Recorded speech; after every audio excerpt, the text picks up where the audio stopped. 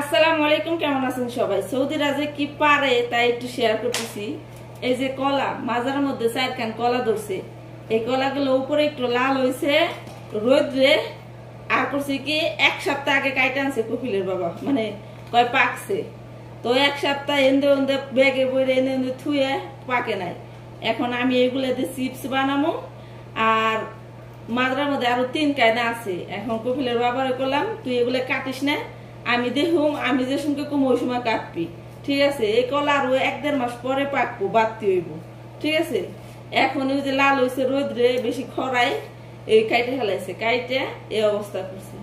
পরে এখন আমি বইলে এলাম এইভাবে এইভাবে, ঠিক আছে? গাছ থেকে কলা পাইরে খাওয়া যাইব, সে সময় কাটুর লাগে। ঠিক আছে, তুই বিহাল বেলা দেই, হ্যাঁ তুই কাটিস, আমি কাটুম না। এই হচ্ছে অবস্থা। সৌদিরা যা করে আর যা করে খায়, ওকে যা বুদ্ধি, ওকে বুদ্ধি নেই মাথায় নাই, মগজে না, ওদের বুদ্ধি হয়েছে হাঁটুতে। হাঁটুর বুদ্ধি নিয়ে জীবনটা কাটাই দিল ওরা। ওরা পারে টেহাতে বাজার থেকে কিনে এনে খাওয়ার কোনো কামের যোগটা নাই। আল্লাহ পাক ওদের শুধু খাবার দিছে। আল্লাহ পাক ওদের খাবার দিছে। এই কথাটা কেন বললাম আমি আপনাদেরকে বলতেছি, এবং সেটা হলো কালকে দুপুরকালে খেপসা রাঁধছি, খাইছে। তারপরে বিহাল পর্যন্ত চা গা হওয়া উটের দুধ খাইছে। তো সেই বাড়ি সবাই দাওয়াত খাবার গেছে। ও মা রাতে 11টা বাজে আসছে, আইসা আবার গা হওয়া বানাও, চা বানাও, খাইতে আছে। ফ্রিজে বিস্কিট মিস্কিট আসলো, সব পাইরে খাইলো। তারপরে এই আমার কবের সাহস পায় নাই, সাহসে কুলেই নাই। রাত 12টা বাজে আবার খেপসা রাঁধছে। খেপসা রাঁধে কিছু খাইছে, ওগুলো দিয়ে এই রুমের মধ্যে কিজের মধ্যে টেবা করে থুয়ে গেছে। মানে ওরা যতক্ষণ ঘুমাইবো ততক্ষণ ওদের মুখটা কামাই যায়। তাছাড়া ওরা খাইতে আছে খাইতে খাইতে জীবন চলে।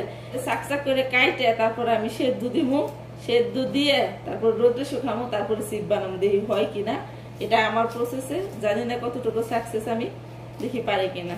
যে সম্পূর্ণ কলাগুলা ছুইলে নিছি, এভাবে চাকচাক করে কাটতেছি। কপিলের বাবা আমার জন্য লাউ আনছে বাড়তে, ঠিক আছে? লাউরে কাইটা ছিঁড়ে নিছি।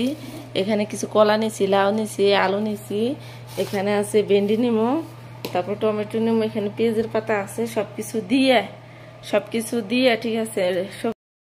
এই যে কলাগুলো খুব সুন্দর করে সেদ্ধ করে নিছি, এগুলো এখন খুব সুন্দর করে সাজায়।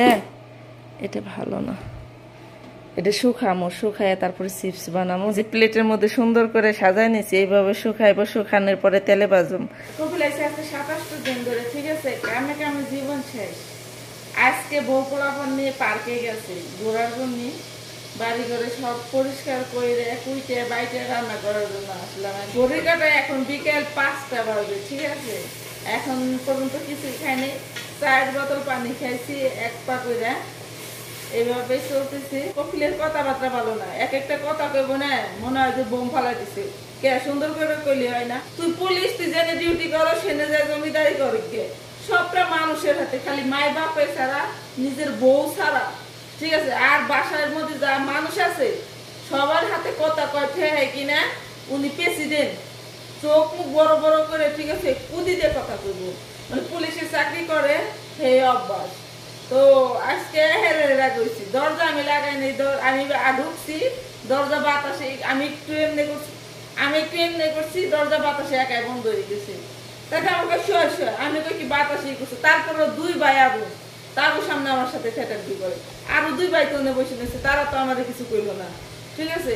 এই ধরনের ব্যবহার করে। আমি প্রতিদিনকে কপিলের সামনে কপিলের বাবারে কইছি কি আমার শ্যাম্পু নাই, সাবান নাই, তবে টুথপেস্ট নাই, একেবারে খালি হয়ে গেছে। আমার যে পর্যন্ত খালি না ওই পর্যন্ত আমি করি।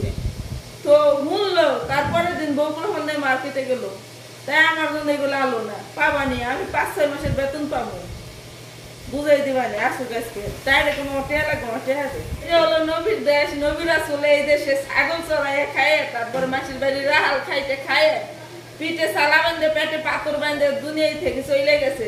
আল্লাহর কাছে চাই নাই, আল্লাহর কাছে চাইলে আল্লাহ ডাইলে চাইলে দিত, সংগ্রাম করে বেঁচে গেছে। কিন্তু এই দেশের মানুষ জমিদারি করে চলে, জমিদারি করে খায়, যে সমস্ত খাবার নষ্ট করে আর ফালায়।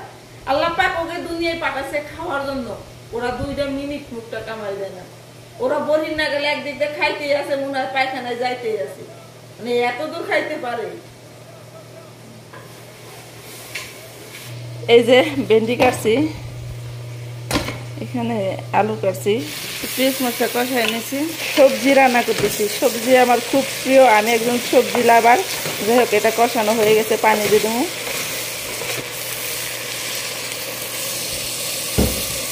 মাশাআল্লাহ, দেখতে কিন্তু অসাধারণ হয়েছে বিষয়টা। পাতিলটা কই থেকে কই চলে আসে।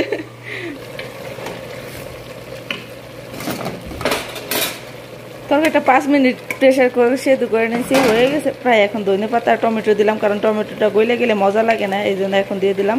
মাশাআল্লাহ, অনেক সুন্দর একটা সবজি রান্না করছি। অতটা তেল ঝাল দিইনি, কারণ সবজির মধ্যে তেল ঝাল না দিলেই ভালো। খাবারটা কিন্তু অসাধারণ হয়েছে। তরকারিটা ধনে পাতা দিছি অনেকগুলা, টমেটো দিছি। এদেশে বাইরে কিছু শুকান খুব রিক্সের ব্যাপার, ধুলো বালিতে একেবারে একাকার হয়ে যায়। আমি এই থালটা উপরে দিয়ে আসছি, পাথর দিয়ে ভাড়া দিয়ে থালটা পড়ে গেছে।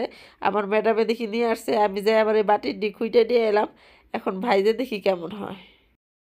এই যে ভাজাভাজির কাজ চলতেছে, চিপ ফ্রাই অনেক সুন্দর হয়েছে দেখতে। মাশাআল্লাহ, খেতে অনেক মজা হবে আমি মনে করি। আর বিশেষ করে সস, বিট লবণ অনেক কিছু দিলে আরও মজা হবে। এখন আমি এগুলো ভেজে একটা প্লেটে তুলে নিতেছি। এত কাছের মধ্যেও পাগলের মতো পাগলাম কি করছি, এই যে হয়েছে চিপস ফুলে নাই। যাই হোক, অনেক মজা হয়েছে খেতে, লবণ দিয়ে বসে বসে টুকটুক করে খাইতে।